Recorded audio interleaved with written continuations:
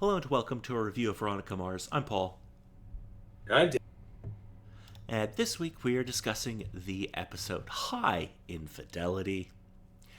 This episode Yeah. originally aired November 7th, 2006. Let us start off with the number one film in America, Dave, and I'm going to save you this time some time because it is still Borat.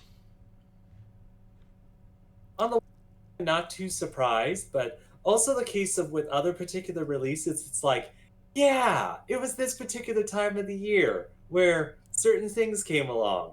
With the two particular things I'll comment about just being the one searching for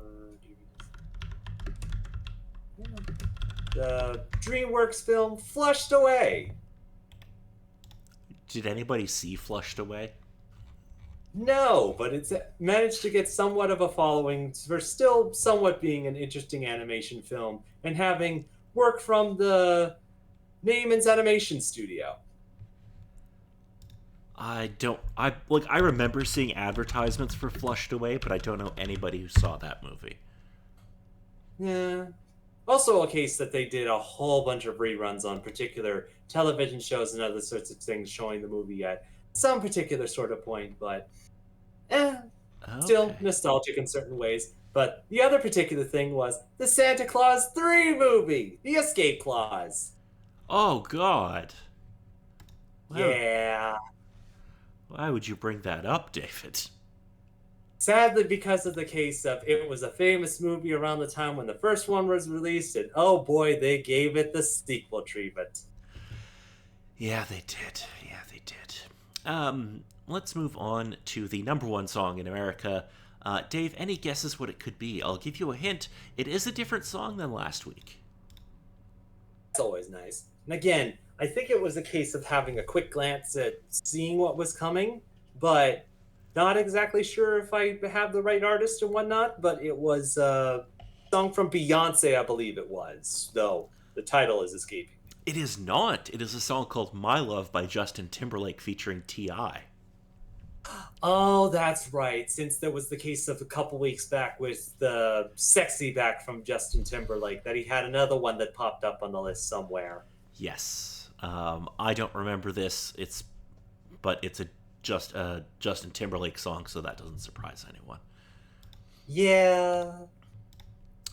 Let us move on to video games. There's some interesting stuff this week. November 2nd, if you had a PSP, you could pick up Dave Mirra BMX Challenge. Back when everybody wanted their own Tony Hawk. Yeah. Which in the most case, it isn't that bad, especially with the couple of bike games that are out and around that still mess around with the concept. Yeah, I feel like the Dave Mirra games were actually pretty decent. Hmm. Moving on to November 3rd, if you had a Game Boy Advance, you could pick up Foster's Home for Imaginary Friends. Which, again, is understandable. Decent animated TV show that was out at the time. Very good. Moving on to November 6th, if you had a Nintendo DS, you could pick up Elite Beat Agents. Oh man, the thing that was brought over from the Japan and brought over to this side. Who? Yeah, I feel like people really either. I feel like this game did surprisingly well in North America. Yeah, since it took the kind of concept of Dance Dance Revolution and other types of games and moved it over into touch controls and other sorts of stuff, or other sorts of games that could be played on the computer with arrow keys or other button functionalities. Yeah, okay. Moving along, also on November 6th, if you had a Game Boy Advance, you could pick up Final Fantasy V. Yeah, the Final Fantasy that took nearly the longest to get over to this side. Also on November 6th, if you had a PSP, you could pick up Lumina's 2. It's a kind of puzzle game. You definitely couldn't tell it from the box art and whatnot from it. No, it is weird box art, but yeah, it's who knows. Yeah. Okay, so November 7th is where all of the next games are going to be coming from, and my god, was this a day for releases. Yeah. Yeah. Okay, If you had a PS2, Xbox, or Xbox 360, you could pick up a little game called Call of Duty 3. No, definitely tracks. And I very much remember the box art with that since it was plastered over just about every single shelf of a video game store that you looked at. Yes, it was. If you had a PSP, you could pick up every Extend Extra. Oh man, it's all the E's. Yes. This was always like a super interesting game to me that I never played. Did you Okay. ever play any of them? Not specifically this one, but its concept and video game ideas remind me of other particular game styling sort of ones that it had that other particular games messed with later on in the last couple of years. I'm not exactly sure if there's anything recently that's kind of messed around with it recently, with all the Beat Sabers that have been around so far. Sure. If you had a PS2, you could pick up Guitar Hero 2. I'm sure that game's series won't become anything.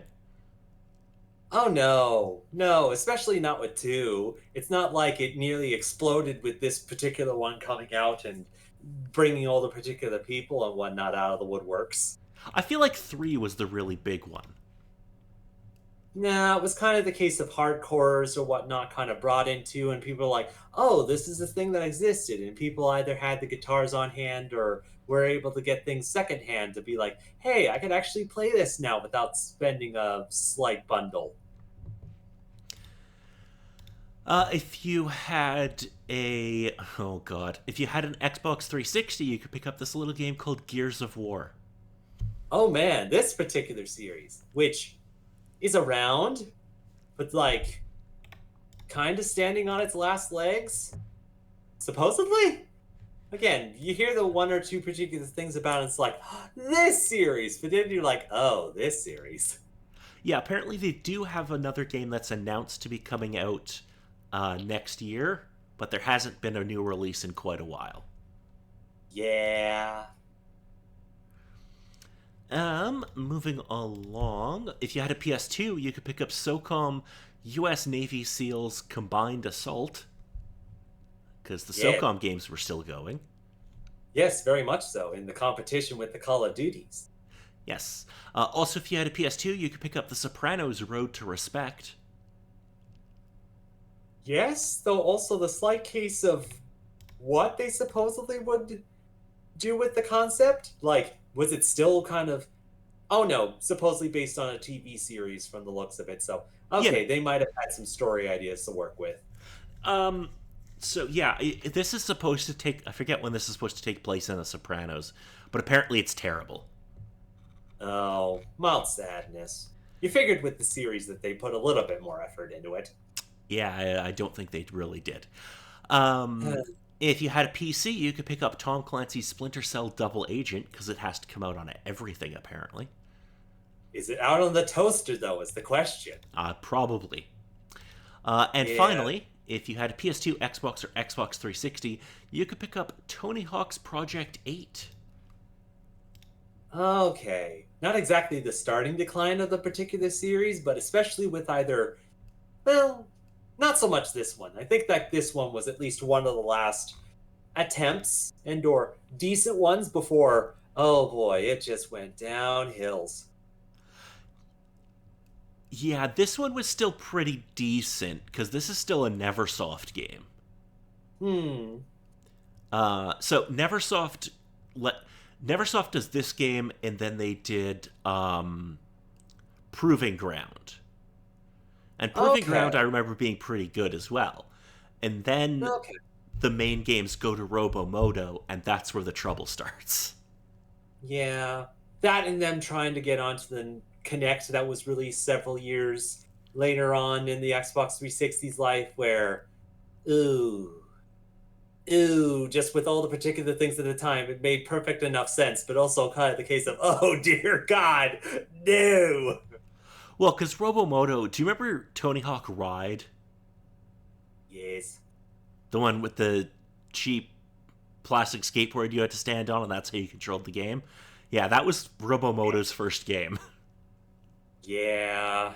Yeah. And then they Which, did. again, with all the particular things that were going on at the time, it's like, oh, it's making sense, like because all these other companies are doing it and they're making bank money with it. But also the case of it doesn't work with everything. No, and then they followed that up with Shred, which was a sequel, and then they did the Pro Skater HD remake, which was god awful. And then they did Pro Skater 5. Yeah. It sadly wasn't until fairly recently they were like, hey, it's been a couple years. Let's release the couple of Tony Hawk First Series games on HD and whatnot and put them out on consoles and make them somewhat decent. Why don't we? Yes, Pro Skater 1 and 2 came out in 2020, and then this year we're getting Pro Skater 3 and 4. Yes. Mm. Hopefully, this means that we get the re release of the Underground games. That'd be nice. Though, also the case of with the couple things that were in it, it's possible, but also kind of the case of those would probably be censored all to heck. Maybe, maybe. Okay, so now into the episode. So, following the events of the previous episode, Veronica confronts Claire for faking, well, I'm going to say it this way, for allegedly faking her rape after she publishes a story on it. Wallace and a lawyer are taken into Dean Odell's office where he is caught for cheating on a test.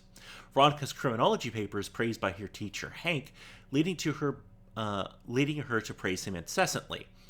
Harmony, a former client who asked Keith to investigate her possibly adulterous husband, calls him and asks him on a totally not a date, even though it's a date. Yeah. Tim Foyle, Hank's teaching assistant, tells Veronica that she plagiarized the paper, even though she did not. Hank gives her 3 days to prove that she is innocent. Veronica learns that a student named Jeff Ratner accused her. Veronica goes to a computer student and ascertains the email address of the person who faked the paper.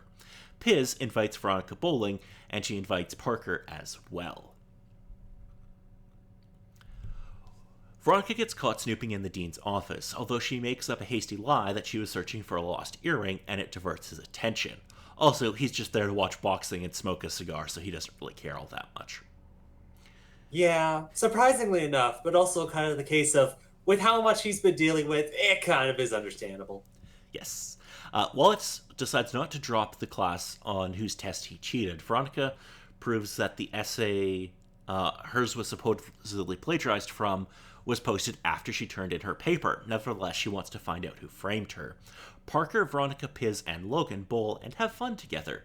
When Veronica and Logan get room service, Veronica spots Jeff Ratner and questions him. Parker is romantically interested in Piz, and she tasks Veronica with talking to him about her. After talking to Mercer, Parker informs Veronica that she remembers Mercer's cologne from the night of her rape. Veronica goes to Sheriff Lamb with this news. Wallace drops basketball to study for his classes. Veronica runs into Keith at the hotel before learning that the room that belongs to Roy Finch is actually Hank, who is having an affair with Mrs. Odell. On their second date, Harmony suggests that they could go up to the room she's rented together, but Keith declines her proposal. On the way back home, Keith becomes involved in a traffic collision, but the airbag catches him. This traumatic experience makes him go back to Harmony, and they sleep together. Veronica talks to Tim Foyle, who made her follow the trail of Roy Finch deliberately in order for her to discover the professor's affair. Tim was the professor's protege, and he wants Veronica to discover Hank's flaws before she becomes more involved with him. Logan runs up to Veronica and tells her that Mercer has been arrested for the rapes on campus, despite the fact that he believes that Mercer is innocent. Logan begs Veronica to defend Mercer, as he was with him on the night of one of the attacks. However, he refuses to tell Veronica what they were doing. All right, Mr. David, so what do you think of this episode? Well, I think I'll get my first biggest thing out of the way, which was the return of the particular character from previous episode. Interesting enough concept as well, with thing kind of coming in, but also kind of the case of the introductory sort of thing, and all the stuff kind of going on with it was just kind of ooh. When Keith left afterwards, like, okay, things are done with, and we'll supposedly be fixed up with that. And then the accident happened, and then the case of, was it just Survivor appreciation? Did he get hit in the head a little bit too hard, or other particular sorts of thoughts? But just the case of ooh, the particular thought and process that writers in for the show were supposedly not having were, oh my god, I can somewhat understand, but still not happy. Yes. So this is kind of important. We get some important information, at least in this episode. Excuse me. So primarily we find out that Veronica's teacher is maybe not as entirely trustworthy as we thought initially. Well, I think that's kind of the case of with just about every single living person on the planet, but also kind of the case of, yeah, not the greatest stuff to find out. Yes. We also have that somebody that was wearing a cologne at least similar to Mercer's is probably the person who attacked Parker, although we can't confirm that. Yeah, it's a thing, but also kind of, yeah, we need to do some definite research into it. Yes, and Wallace drops basketball in order to focus on his studies, although does get to keep the scholarship because his coach is a good dude. Hoorays! So there's like one good person in this episode. More so, hoorays! Alrighty, so if there's nothing else about this episode, next week we'll be discussing an episode called "A Vice and Men." Hmm. Okay. Mm.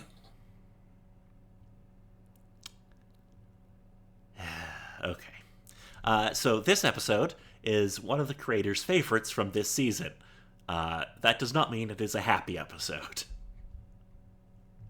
Okay. Just out of curiosity, can I ask who particular from the show writers or whatnot, whose favorite episodes it is? Rob Thomas, he's the one who created the show. Okay, from Rob Thomas getting the episode together. So Veronica is going to help a student named Meryl locate her missing boyfriend. Meanwhile, Mercer, who has been imprisoned for the campus rapes, and Veronica is going to try to find the truth about that. The investigation leads to an instance in which Veronica is drugged and part of her hair is removed by a mysterious figure. In addition, Keith questions the morality of his relationship with Harmony. So yeah, it's not gonna be a super happy episode, but yeah. On the one hand, it's supposedly gonna go in those particular sorts of directions for the drama and whatnot and all the particular things. It makes sense, but also the case of, gosh darn it, I'm going to need to get my supplies ready for this one. Oh yeah, yeah. We are rapidly getting close to the end of the first mystery this season. I'm not going to tell you when it happens, but it won't be too long from now. Radios, radios. Alrighty. So if there's nothing else, I've been Paul. And I've been Dave.